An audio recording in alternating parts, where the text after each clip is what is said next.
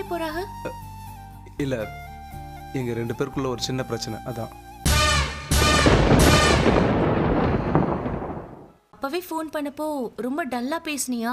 அதான் என்னன்னு நேர்ல பார்த்துட்டு போலான்னு வந்தேன். பாத்தீங்களா, இந்த மாதிரி நல்ல நல்ல நண்பர்கள் இருக்காங்க. அதை விட்டு சில பேப்பர் ஐடின்னு ஆற பயலுகளும் இருக்காங்க. மயிலக்கா தனியா வராங்களே, ஐயோ நமக்கு எதுக்கு வம்பு. ஓய் யார் ஸ்பீக்கிங்?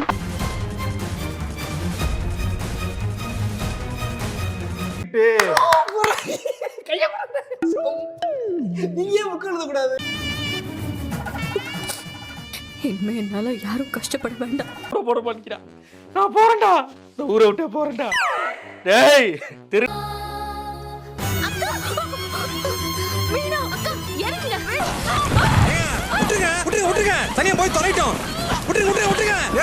போதும் மீனா, எனக்கு போதும். எனக்கு எங்கேயுமே மரியாதை இல்ல. இப்ப மட்டும் இவர் பெரிய மரியாதை இருக்கும்ல. ஊருக்குள்ள போற வரையில சார் வணக்கம் சார்ட்டு தான் போவாங்க. நான் தைரியசாலில இல்ல மீனா, நான் ஒரு கோழை.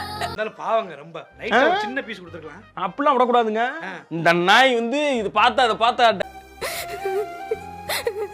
செத்து போன்னு சொல்றாங்க.